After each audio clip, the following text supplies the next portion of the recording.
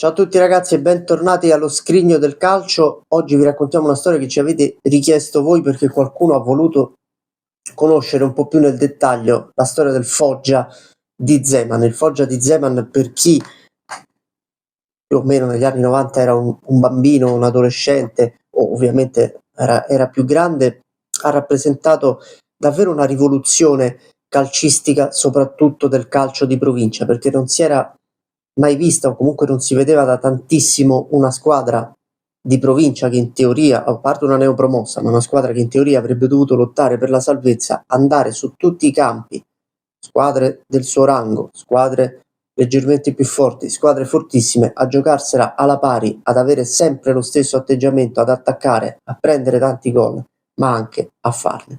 È la storia del Foggia di Zeman, dei 3 anni in Serie A del Foggia di Zeman, che adesso vi vado a raccontare. Prima però vi invito ad iscrivervi al canale, tanto è sempre gratis, quindi se non l'avete ancora fatto dirigetevi con assoluta determinazione all'iscrizione al canale, lasciate like, commenti, insomma sostenete il canale il più possibile. Già che ci siete, seguiteci anche sui social, il Popolo del Calcio anni 90 è la pagina sia su Facebook che su Instagram, e il Popolo del Calcio è il blog dove ci sono tante storie interessanti da andare a leggere, ci sono gli approfondimenti sulla Serie A, ci sono gli approfondimenti sulle maglie, sul fantacalcio, insomma c'è tutto quello che vi può soddisfare se siete appassionati di calcio. Questo è il Foggia del 91-92. Il Foggia viene promosso in Serie A, torna in Serie A dopo 13 anni, alla fine della stagione 90-91, una stagione in cui i rossoneri partono da outsider del campionato. Ci sono squadre probabilmente più attrezzate dei foggiani, almeno sulla carta, ad esempio le 4 retrocesse dalla Serie A, l'Ascoli, il Verona, la Cremonese e l'Udinese. C'è il Pescara, ci sono insomma diverse squadre che in teoria sono favorite per la promozione, e invece il Foggia sbaraglia la concorrenza dominando il campionato e mettendo in mostra un tridente d'attacco che Zeman costruisce attorno a Francesco Baiano, che è il centravanti, non è il numero 9 classico, è un centravanti molto dinamico, molto di movimento, non dal fisico prorompente del classico numero 9, è un attaccante che segna tanti gol, vincerà la classifica dei marcatori della Serie B in coabitazione con l'Ascolano Casagrande e con l'Udinese Abel Balbo, quindi nomi altisonanti. Lato sinistro c'è Giuseppe Signori, che è sempre stato un'ala, è sempre stato una seconda punta che non ha mai segnato tantissimo, che proprio grazie a Zeman diventerà un super bomber quando passerà alla Lazio, e a destra c'è un centrocampista, un'altra ala, che è Roberto Rambaudi, che viene schierato in pratica a fare la terza punta. È un tridente classico, sovrapposizioni, Baiano numero 9, Signori numero 11 e Rambaudi numero 7. Il Foggia vince il campionato di Serie B, si affaccia alla Serie A, non modifica praticamente nulla, aggiunge soltanto qualche pedina, il russo Kolivanov che va ad aggiungersi agli altri. In attacco c'è un altro russo che è Igor Shalimov, che sarà la grande rivelazione della stagione 91-92. Il Foggia parte a 1000, pareggia 1-1 la prima giornata contro l'Inter di Orrico, la partita che viene definita la partita della zona. Orrico e Zeman dovrebbero in teoria fare un gioco molto simile, molto aggressivo, molto offensivo. L'Inter non riuscirà a reggere per l'intera stagione, anzi disputerà una stagione disastrosa. Orrico si dimetterà alla fine del girone d'andata, ne abbiamo parlato, vi invito anche ad andare a vedere, se ve lo siete perso, quel video sull'Inter di Orrico, tanto nella playlist delle squadre c'è anche quella storia lì. Il Foggia alla fine della stagione 91-92, segnando tantissimo e subendo tantissimo, prenderà tantissimi gol. Basti citare l'ultima giornata del campionato 91-92, Foggia-Milan 2-8, in cui si sono raccontate anche tante leggende. Poi nel corso degli anni il Milan era imbattuto e finirà imbattuto quel campionato senza perdere mai, e alla fine del primo tempo il Foggia è in vantaggio per 2-1 e diversi calciatori del Milan e anche l'allenatore Fabio Capello diranno che i giocatori del Foggia quasi all'intervallo stavano un po' sfottendo i giocatori del Milan, dicendo: ma tutto sommato tutta questa forza di questa squadra non la stiamo vedendo oggi. Il Milan tornò in campo nel secondo tempo, fece altri 7 gol, vinse 8-2, ma il Foggia è una squadra che segna tantissimo in quell'anno, addirittura chiuderà la stagione sfiorando un clamoroso accesso alla Coppa UEFA, arriverà al 9° posto, e il tridente d'attacco segnerà moltissimo perché Baiano farà 16 gol, Signori 11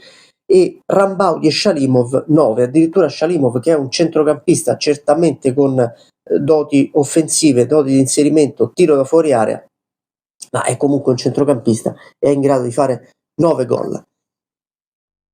Il grande merito, la grande bravura di Zeman è quella di sapersi riorganizzare. Nell'estate del 1992 il Foggia è costretto a vendere i suoi gioielli. Baiano finisce alla Fiorentina, Signori finisce alla Lazio e Rambaudi finisce all'Atalanta.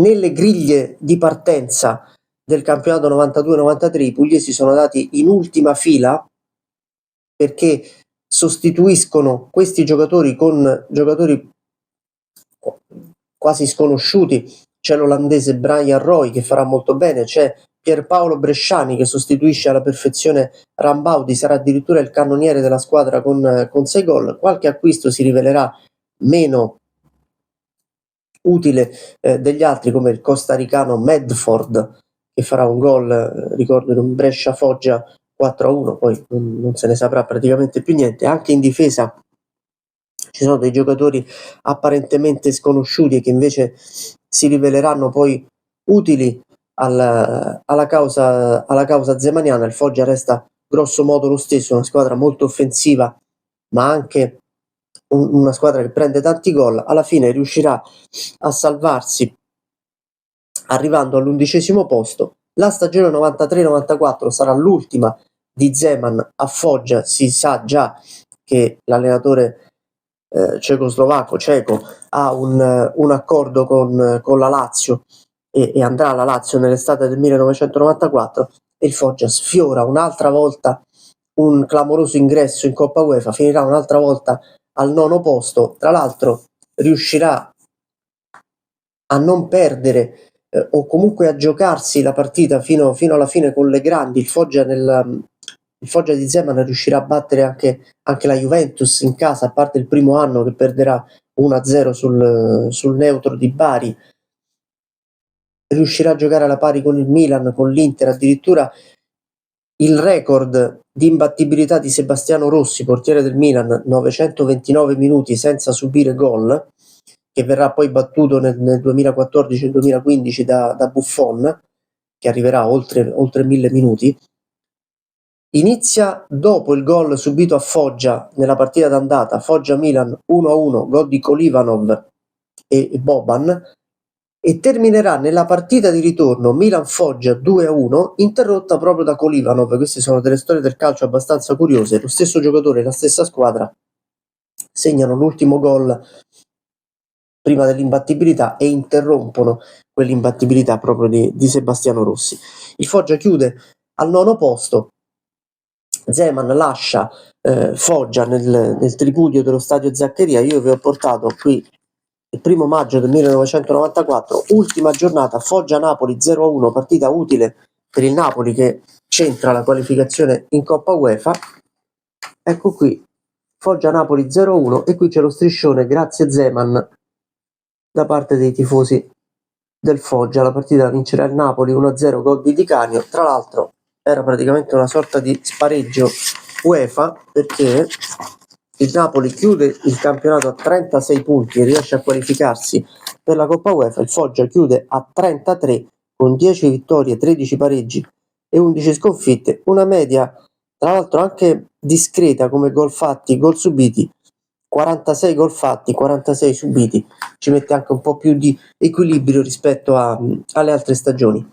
Forse sarà un caso, forse no, però il primo campionato del Foggia in Serie A senza Zeman, 94-95, con Enrico Catuzzi in panchina, termina con la retrocessione dei rossoneri in Serie B. Tra l'altro quello ad oggi, 2024, è l'ultimo campionato del Foggia in Serie A. Stagione 94-95, saranno esattamente 30 anni alla fine del prossimo campionato, sono 30 anni oggi dall'inizio di quel campionato 94-95 che resta l'ultimo del Foggia in Serie A. Foggia poi è finito in Serie B, ha disputato qualche stagione in Serie B, finito in Serie C, ha avuto tante peripezie, tante difficoltà, fatica ancora oggi a trovare stabilità e a ritornare in Serie B, una Serie B vissuta per un solo anno pochi anni fa e culminata con l'immediata retrocessione. Quel Foggia di Zeman, stagione 91-92, 92-93 e 93-94 resta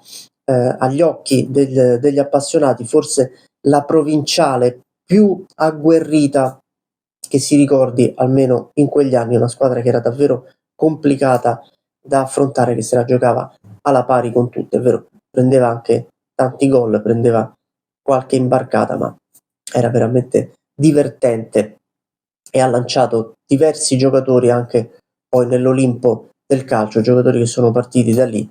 Se il signore ha fatto più di 200 gol in Serie A, forse un po' di merito ce l'ha anche quegli inizi a Foggia e quella trasformazione di Zeman, che aveva intravisto evidentemente in lui delle doti nascoste di bomber che l'attaccante bergamasco non aveva mai saputo tramutare, quantomeno in quel momento, forse perché giocava troppo lontano dalla porta, cosa che invece con Zeman era molto diversa, perché attaccavano praticamente tutti, soprattutto il tridente era tanto sollecitato.